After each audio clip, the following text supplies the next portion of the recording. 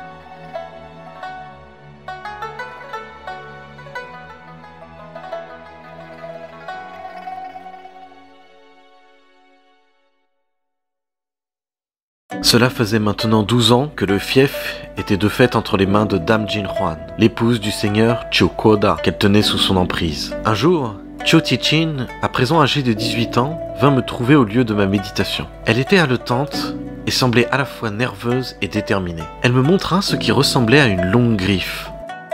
Ti-chin m'expliqua que cette relique était un héritage familial qui s'était transmis de génération en génération. Elle ne croyait guère aux légendes à son sujet, mais elle avait l'intention de le planter dans le cœur de sa belle-sœur, Jin Huan. Je compris alors qu'il y avait toujours cette violence en elle, qu'elle avait depuis son plus jeune âge.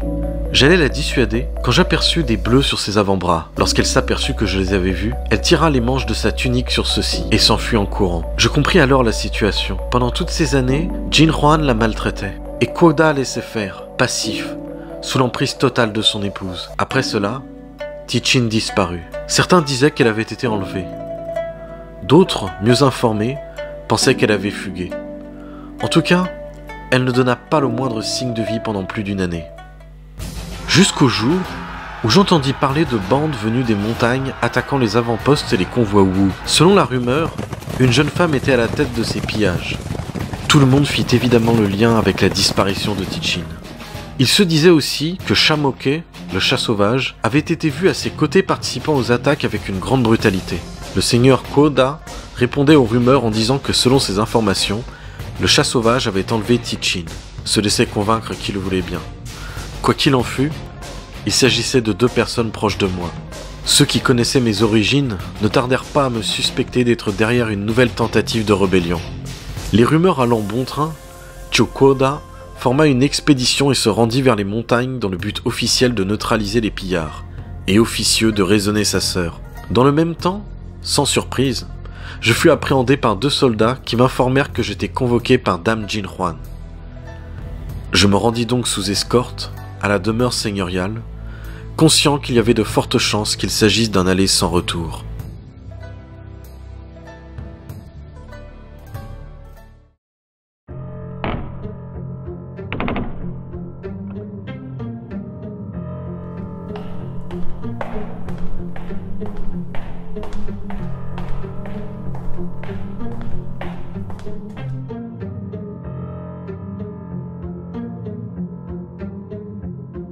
石大师，你相信缘分吗？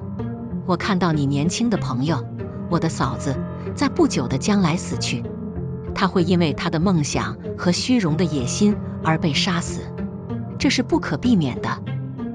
我唯一相信的是事物的无常，万物终将灭亡，所有强横的势力终将崩溃，包括无视，也包括你的。佛陀的戒律充满了智慧，却又那么乏味。天师的教导将我们与原始传统联系起来，它将让我们建立一个完美的世界。我也知道你在算计我，我看到你正处于暗杀我的阴谋的中心。你和你堕落的家人一样，是我们种族的叛徒。你会明白，我不能让你离开这里。我丈夫会决定你的命运。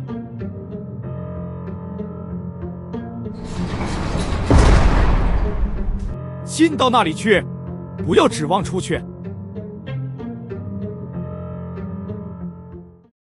Bạn hãy nói cho tôi biết